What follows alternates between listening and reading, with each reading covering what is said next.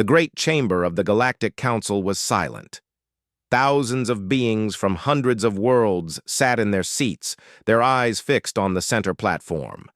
The air smelled of a dozen different atmospheres, filtered and mixed to keep everyone alive.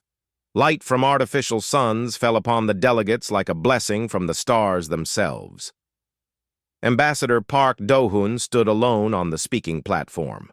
He was a small man by human standards with gray hair and calm eyes. He wore a simple black suit, nothing fancy, nothing threatening. Behind him sat Counselor Yoon Mirai, a woman with sharp features and the patience of a hunter waiting for prey. High Arbiter Telvos, the ancient leader of the council, raised one of his 4 arms. His skin was the color of old bronze, and his eyes had seen the rise and fall of empires. He spoke with a voice like grinding stones. "We have gathered to discuss the matter of Earth. The Dominion has declared its intention to bring humanity under its protection. Ambassador Park, you may speak." Park Do-hoon bowed his head slightly. When he spoke, his voice was soft but clear. Every translator in the room carried his words to thousands of ears. "Thank you, High Arbiter. I will be brief.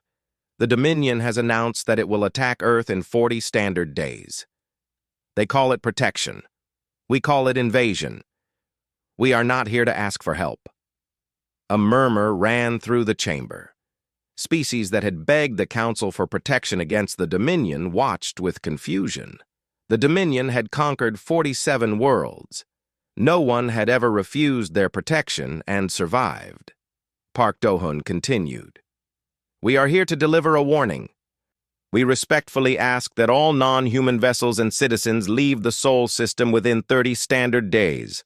After that time, we cannot guarantee their safety." Commander Vreth of the Dominion rose from his seat. He was tall and covered in dark scales, with teeth like broken glass.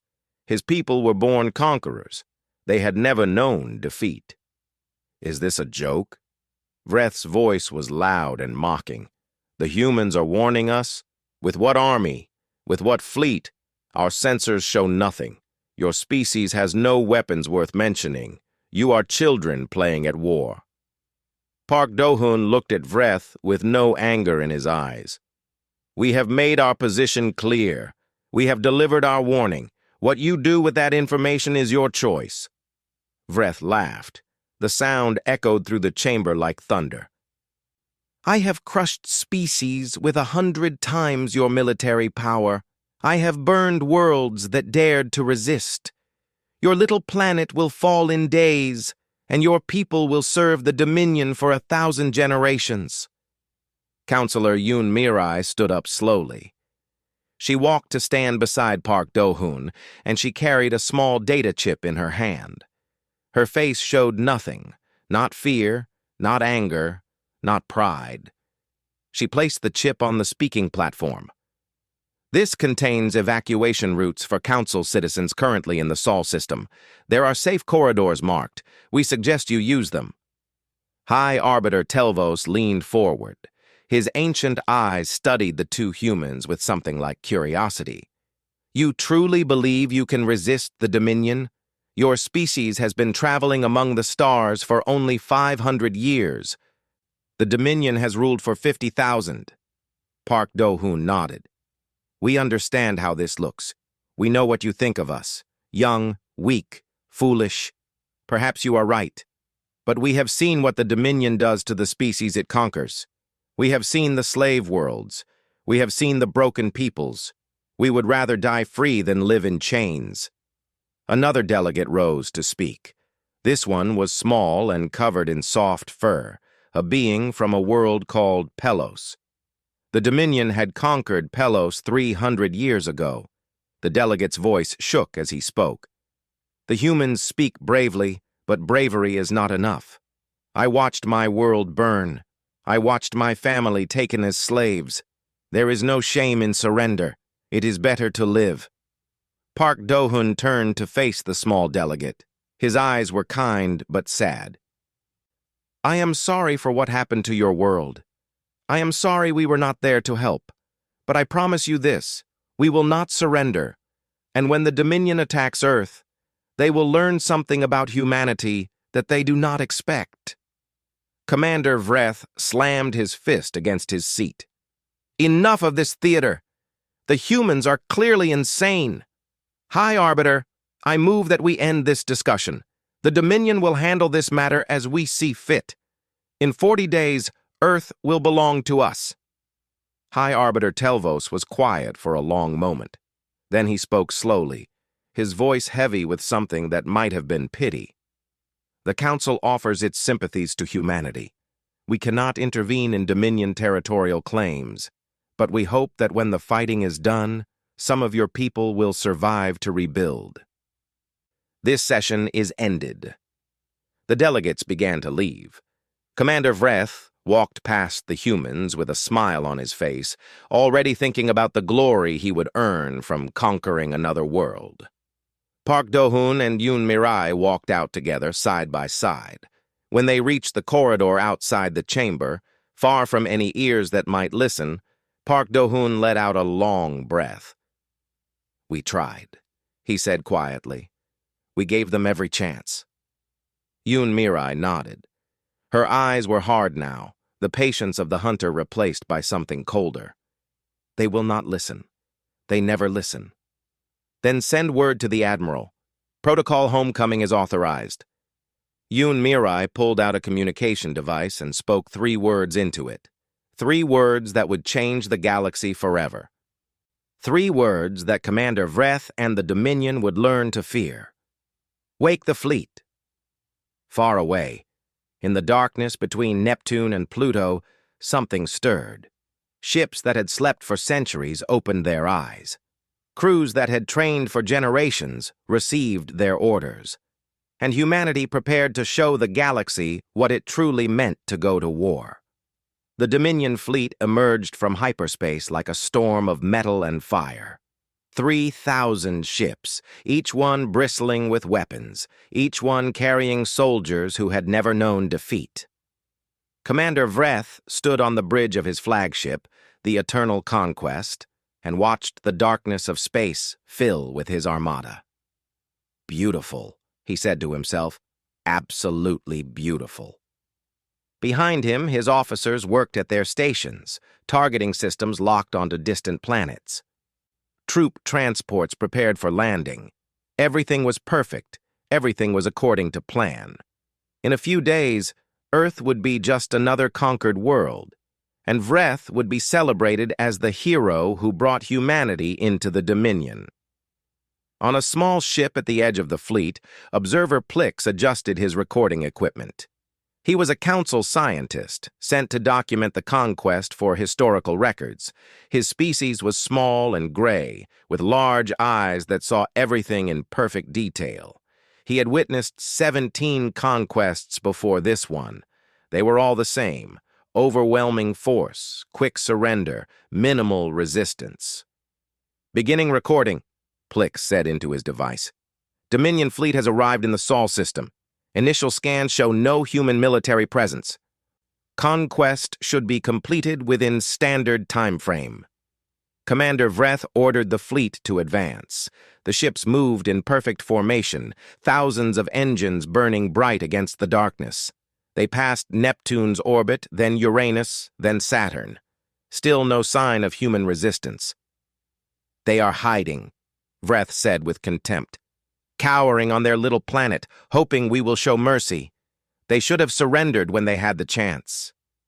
Lieutenant Kang Taiho sat at his station aboard the Silent Dawn, watching the enemy fleet approach. He was young, barely 30 years old, with steady hands and calm eyes. Around him, the bridge crew worked in complete silence. No one spoke.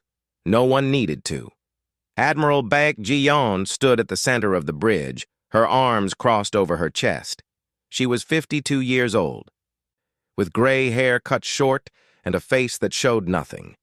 She had commanded ships since she was 25. She had never lost a battle because she had never fought one. Until today. "Status report," she said quietly. "Enemy fleet is within engagement range," Taiho replied. "All ships report ready. Stealth systems holding. Good. Open a channel to the enemy fleet. All frequencies. Taiho's fingers moved across his console. Channel open, Admiral. Baek-Ji-yeon's voice filled the void of space, reaching every ship in the Dominion fleet. It was calm, almost gentle, like a mother warning a child not to touch a hot stove. Dominion fleet, this is Admiral Baek-Ji-yeon of the Earth Defense Force. You were warned. This is your final opportunity to withdraw. If you continue your advance, we will respond with force. You have 60 seconds to reply. On the Eternal Conquest, Commander Vreth burst out laughing. His officers joined him, their voices filling the bridge with mockery. Earth Defense Force? What defense force? Their sensors showed nothing. No ships, no weapons, no threat. This is Commander Vreth of the Dominion, he replied. I do not negotiate with insects. Prepare to be conquered. On the silent dawn, Admiral Baek nodded slowly. They made their choice. All ships, decloak, weapons free. Space itself seemed to twist and ripple. Where there had been nothing, suddenly there was something. 112 ships appeared from nowhere, materializing like ghosts from the darkness. They were small, matte black, completely silent. They had been there the whole time, invisible to every sensor the Dominion possessed. Observer Plix dropped his recording device. His large eyes grew even larger. That's impossible, he whispered. That's completely impossible. Commander Vreth stared at his display screen. Red dots appeared where there had been only empty space. The human ships were small, yes, but they were real. They were there, and they were moving. All ships, open fire! Vreth shouted. Destroy them! 3,000 Dominion ships fired at once. The void filled with energy beams and missiles, a storm of destruction that could have cracked a moon in half. The human ships should have been vaporized. They should have been dust. But they weren't there. The human ships moved in ways that broke the laws of physics. They accelerated without warning, stopped without slowing down, changed direction as if gravity and momentum meant nothing. The Dominion weapons hit only empty space. What is this? Vreth screamed. What are they doing? Lieutenant Taiho watched his display with professional calm. Enemy weapons fire ineffective. Beginning countermeasures. The Silent Dawn fired something at the nearest Dominion ship. It wasn't a missile. It wasn't an energy beam. It was something else, something Taiho didn't fully understand even after years of training. The enemy ship simply stopped. Its engines died. Its weapons went dark. Its lights flickered and faded.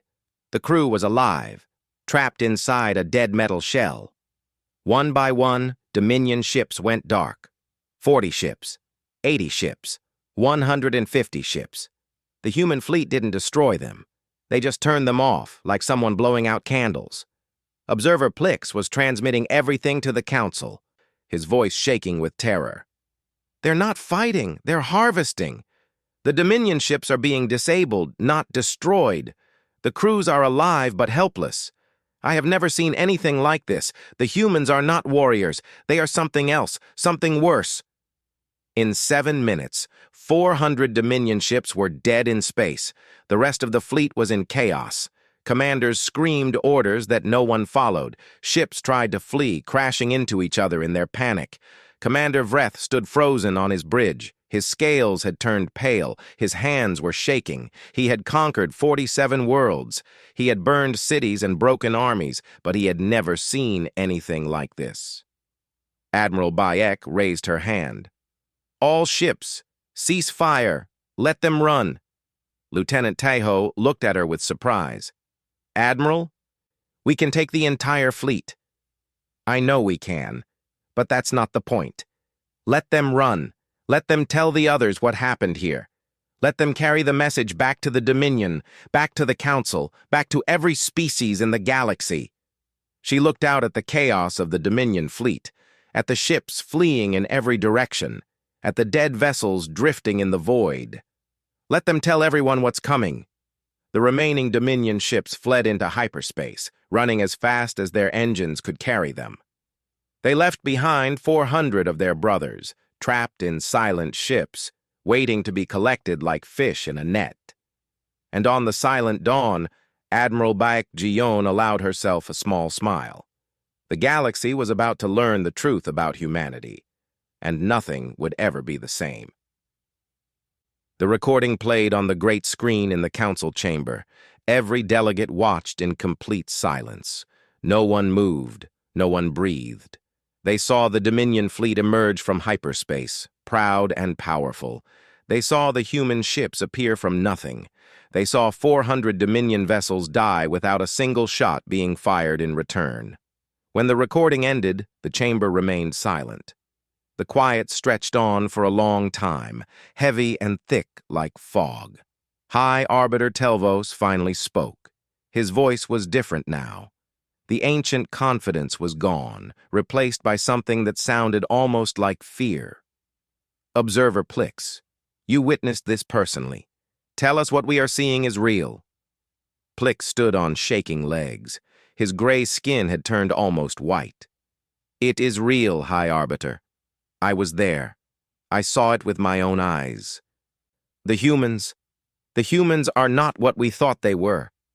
Ambassador Park Do-hun walked into the chamber as if nothing had changed. He wore the same simple black suit. His calm eyes showed no pride, no anger, no satisfaction. Counselor Yoon Mirai walked beside him, carrying another data chip. Ambassador Park, Telvo said slowly, you have much to explain. Park Do-hun bowed his head slightly. I am happy to answer your questions, High Arbiter. What would you like to know? Everything. Telvos leaned forward in his seat. How did you hide an entire fleet from our sensors? What weapons did you use? Why did you pretend to be weak? Park Do-hun walked to the center platform. He looked around the chamber, meeting the eyes of delegates from 100 different worlds. When he spoke, his voice was gentle, but firm. We did not pretend to be weak. We simply chose not to show our strength. There is a difference. Explain, Telvos demanded. 500 years ago, when humanity first reached the stars, we discovered something that changed everything. We discovered that the galaxy was old, and that the galaxy was dangerous. We found the ruins of species that had been destroyed. We found the bones of civilizations that had been conquered. We learned that in this galaxy the strong survive and the weak are enslaved. Park Do-hun paused, letting his words sink in. We also learned that appearing strong was dangerous. Strong species attract attention. They become threats to be eliminated. So we made a choice. We would hide our true capabilities. We would appear weak, harmless, unimportant. We would let the galaxy think we were children, while we grew into something else entirely. Intelligence Master Quarix, the Council's chief analyst, rose from his seat. His species was known for their brilliant minds, their ability to see patterns that others missed. But his voice shook as he spoke. We have studied Earth for centuries. We saw your civilian stations, your cargo ships, your communication satellites. Nothing in our records suggested military capability. Counselor Yoon Mirai smiled slightly. That was the point. She walked to a display screen and inserted the data chip. Images appeared, Earth's civilian stations, ordinary and harmless. Then the images changed, showing the same stations from a different angle. Hidden within each structure were weapon systems of incredible power, targeting arrays, shield generators, things that had been invisible to every sensor in the galaxy. Your cargo ships, Quarix whispered. Your mining vessels. Troop carriers, Yoon Mirai said. Each one capable of holding 10,000 soldiers. We have 1,200 of them. The chamber erupted in noise. Delegates shouted questions, demanded answers, called for calm. Telvos raised his 4 arms, and silence slowly returned. Show us your fleet, Telvos said. Your real fleet. Yoon Mirai touched the display screen. A map of human space appeared. Red dots marked ship positions. At first there were only a few dozen. Then more appeared. Then more. Then more. The map filled with red until it looked like a bloodstain spreading across the galaxy. 12,000 ships stationed in the Sol system, Yoon Mirai said. Another 8,000 spread across our colony worlds, and these are only the ones currently active. We have more in reserve. The delegate from Pelos, the small furry being who had watched his world burn, stood up slowly. Tears were running down his face, soaking into his fur. 300 years, he said, his voice breaking. 300 years we have been slaves. 300 years we have suffered.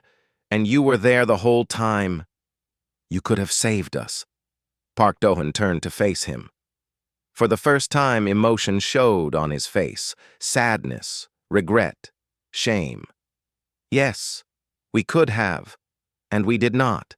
That is a weight we will carry forever. We told ourselves we were not ready. We told ourselves we needed more time. We told ourselves that revealing our strength would put Earth in danger. All of those things were true, but they were also excuses. He walked toward the Pelos delegate, stopping just a few steps away. We cannot change the past. We cannot bring back the dead. But we can change the future. The Dominion has 3 cycles to surrender unconditionally. If they refuse, we will remove them as a threat to galactic peace. Permanently. Telvos stood up, his ancient body trembling. You would start a galactic war? You would bring destruction to 1,000 worlds? No, Park Do-hyun said firmly. We would end a galactic war. The Dominion has been waging war on this galaxy for 50,000 years. They have enslaved billions. They have destroyed civilizations. We are simply going to stop them. He looked around the chamber one final time. You thought we were afraid of the Dominion. You were wrong. We were afraid of ourselves. We know what humans are capable of. We have seen our own history. We have seen what we do to each other when we are angry, when we are afraid, when we believe we are righteous. His voice dropped to almost a whisper. We hid because we were trying to become something better, something worthy of this power. We are still trying. But the Dominion has forced our hand, and now the galaxy will see what humanity truly is. The chamber was silent.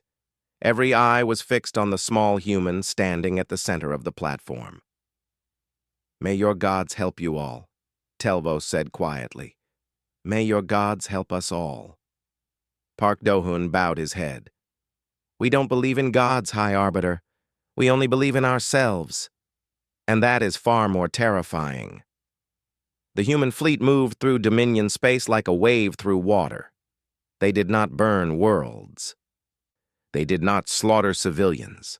They came with a message that played on every frequency, in every language, on every planet they approached. People of this world, we are not here to conquer you. We are here to free you. Stand aside and you will not be harmed. The Dominion's reign is ending. Sergeant Oh Junho stood at the front of the transport ship, checking his equipment one final time. He was 40 years old with scars on his hands and patience in his eyes.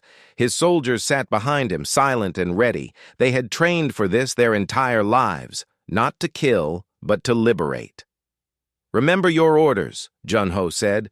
Minimal casualties, maximum protection for civilians. We are not here to replace one tyrant with another. We are here to give these people their freedom back.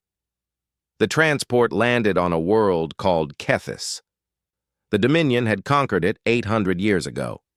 The native population, gentle beings with blue skin and 4 eyes, had been slaves for longer than human civilization had existed.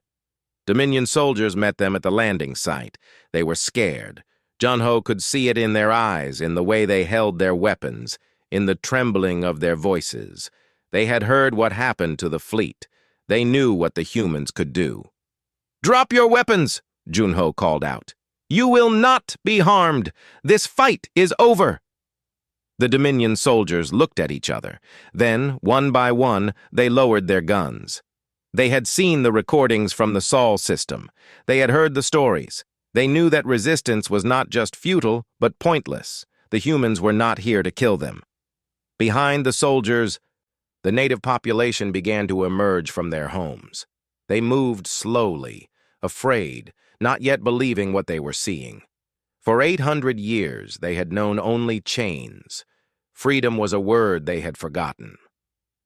Junho walked toward them, his hands empty, his weapon still in its holder.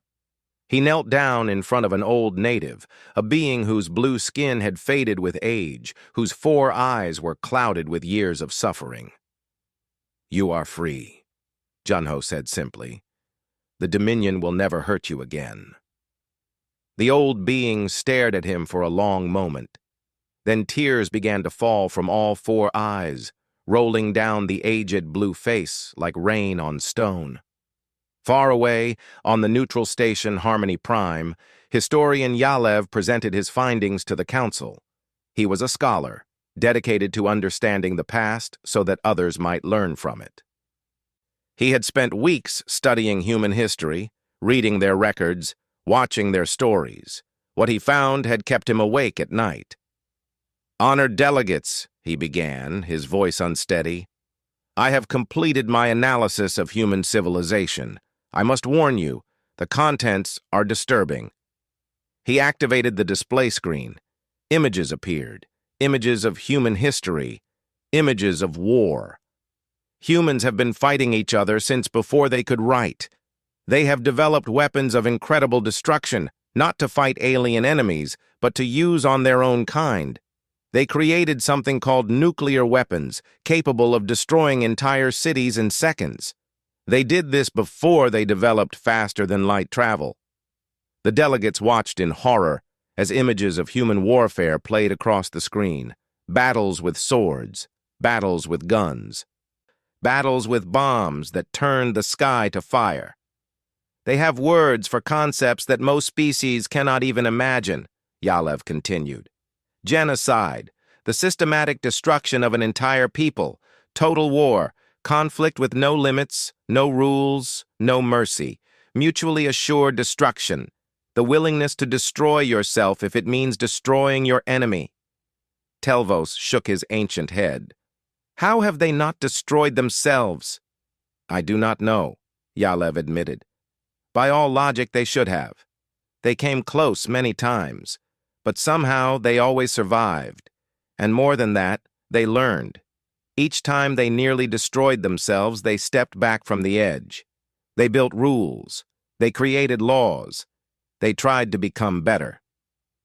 On a Dominion prison ship, Commander Vreth sat in a clean cell with a comfortable bed and regular meals. He had expected torture. He had expected death. Instead, the humans had treated him with dignity. Admiral Bayek Ji-yon came to visit him. She sat across from him, a table between them, no guards in the room. She was not afraid of him. She had no reason to be. "Why?" Vreth asked. His voice was hollow, empty of the pride that had once filled it. "Why don't you just kill us all? You have the power. You could end the Dominion forever." Baek Ji-yon was quiet for a moment. When she spoke, her voice was tired, carrying the weight of centuries. "Because we have seen what happens when you do that. We have done it to ourselves many times. We destroyed nations. We erased cultures. We killed millions in the name of victory. And every time, we created more enemies, more hatred, more war." She leaned forward, her eyes meeting his. "We are trying to be better than our history. We are trying to break the cycle. You will not be executed. Your people will not be enslaved. We want something the Dominion never understood." "What is that?" "Peace. Real peace. Not the silence of the grave, but the quiet of neighbors who have learned to trust each other. It takes longer. It is harder. But it lasts." Vreth stared at her for a long time. He had spent his entire life believing that strength meant dominance, that power meant control, that victory meant destruction. The humans were showing him something different, something he did not fully understand. "You are strange creatures," he finally said. Baek Ji-yeon smiled slightly. "Yes, we know." Back on Kethis, Sergeant Junho and his soldiers worked beside the freed natives. They built shelters. They distributed food. They treated the sick and wounded. The Dominion soldiers who had surrendered worked alongside them, earning their freedom through service rather than suffering. A young native child approached Junho. She was small, with bright blue skin and eyes full of curiosity instead of fear. She held out a flower, a simple thing that grew in the cracks of the broken streets. "Thank you," she said in broken Galactic Common. "Thank you for coming." Junho knelt down and accepted the flower. His eyes were wet, but his smile was genuine. "Thank you for waiting," he said. "We're sorry we took so long." Across Dominion space, world after world fell to the human advance. But fell was the wrong word. They were not conquered. They were awakened. For the first time in thousands of years, billions of beings looked up at the sky and saw hope instead of fear. And on the Dominion homeworld, the matriarch watched the reports coming in. She had ruled from the shadows for centuries, letting commanders like Vreth do her bidding while she remained hidden. Now she had a choice to make. She reached for her communication device and sent a message to the human fleet. "We wish to negotiate." The war was not over yet, but the end was finally in sight. The human fleet arrived at the Dominion homeworld on a day that would be remembered for 10,000 years. 1,200 ships emerged from hyperspace, each one capable of destroying cities, each one armed with weapons that could crack the planet in half. But they did not come in attack formation. They came in escort formation, surrounding a single diplomatic vessel like guardians protecting something precious. Ambassador Park Do-hun stood at the window of the diplomatic ship, watching the Dominion homeworld grow larger. It was a beautiful planet, blue and green and white, covered in cities that had stood for 50,000 years. Cities built on the backs of slaves. Cities that had never known peace. "Are you ready?" Counselor Yoon Mirai asked. "I have been ready for 300 years, Park Do-hun replied. "My grandfather told me about this moment. His grandfather told him. We have been waiting a long time." Admiral Baek Ji-yeon's voice came through the communication system. "Ambassador, the Dominion has cleared us for landing. No hostile movements detected. They appear to be sincere." "Thank you, Admiral. We are proceeding." The diplomatic ship descended through the clouds. Below, millions of Dominion citizens looked up at the sky. They had been told their entire lives that they were the masters of the galaxy, that no force could challenge their power, that the Dominion would rule forever. Now they watched a human ship land in the heart of their capital, and they did not know what to feel. The landing platform was surrounded by Dominion guards, but their weapons remained at their sides. In the center of the platform stood a figure that had not been seen in public for 500 years. Matriarch Savella, the true ruler of the Dominion. She was old beyond measure, her scales faded to gray, her eyes carrying the weight of countless centuries. She had ordered the conquest of 47 worlds. She had signed the orders that enslaved billions. But now she stood in the open air, waiting for the humans to come to her. Park Do-hun walked down the ramp, Yoon Mirai beside him. Behind them came Lieutenant Kang Tae-ho, newly promoted, representing the next generation of humanity. They walked slowly with dignity, showing no fear and no aggression. Matriarch Savella watched them approach. When they were close enough to speak without shouting, she bowed her head. It was a small movement, but for someone who had never bowed to anyone, it meant everything. "I am Savella," she said. Her voice was old and tired. "I surrender the Dominion to humanity." Park Do-hun shook his head. "We do not accept surrender. We do not want your empire. We want something else. Savella looked up, confusion in her ancient eyes. What else is there? Partnership, cooperation, peace. Park Do-hoon stepped closer, close enough to see the wrinkles in Savella's scales, the weariness in her soul. The Dominion will release all enslaved species. You will dismantle your military. You will pay reparations to the worlds you have conquered. But you will not be destroyed. You will not be occupied. You will not be humiliated. Why? Savella asked. It was the same question Commander Vreth had asked, the same question every Dominion leader had asked when faced with human mercy. Because we do not want subjects, Park Do-hoon said simply. We want neighbors. The galaxy has been at war for too long. It is time for something new. Savella was silent for a long moment. Then she did something that no Dominion matriarch had ever done. She laughed. It was a small sound, weak and rusty from lack of use. But it was real. You are the strangest species I have ever encountered, she said. You have the power to rule the galaxy, and you choose not to use it. That is precisely why we have the power, Park Do-hoon replied. Because we understand what it costs. The negotiations took 3 standard days. The terms were strict but fair.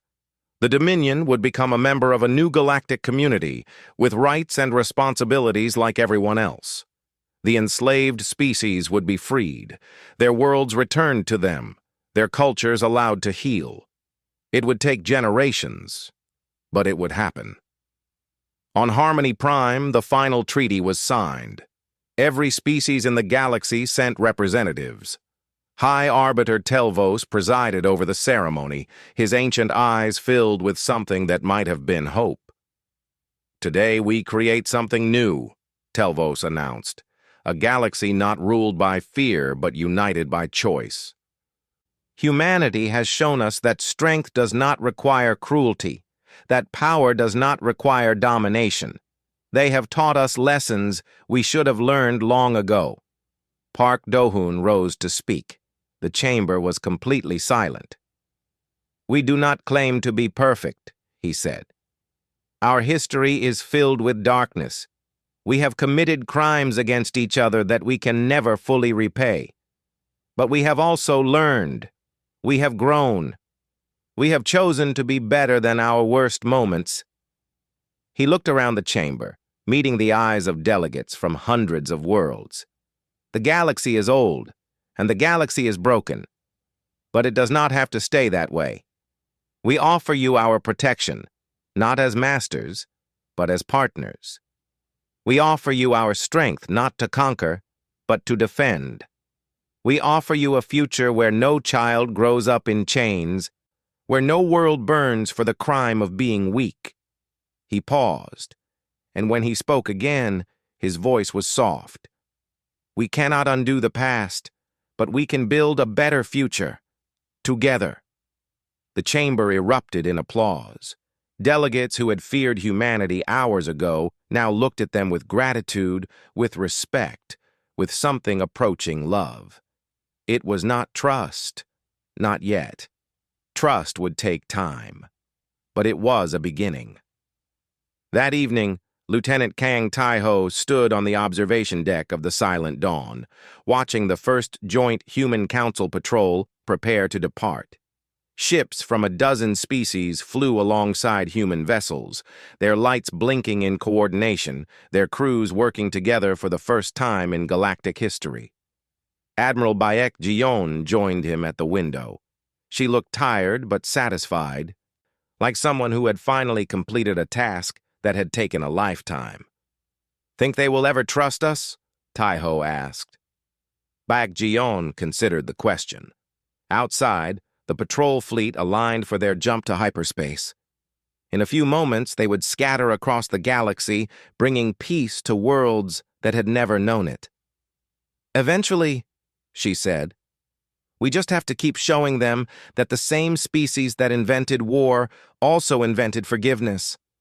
The same hearts that learned to hate also learned to love. The same hands that built weapons also built bridges. She turned to look at him, and there was something in her eyes that Tejo had never seen before. Hope. We are not perfect, Lieutenant. We never will be.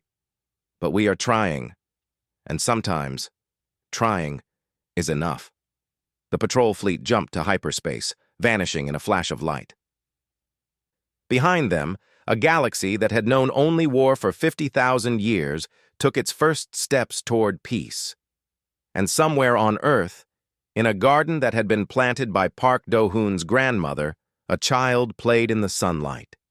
She did not know about the wars that had been fought in her name. She did not know about the sacrifices that had been made for her future. She only knew that the sky was blue, and the flowers were blooming, and the world was full of wonder. That was enough.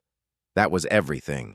Humanity had not saved the galaxy because they were the strongest, or the smartest, or the most advanced. They had saved it because they remembered what it felt like to be broken, and they refused to let anyone else feel that way. In the end, that was what made them human.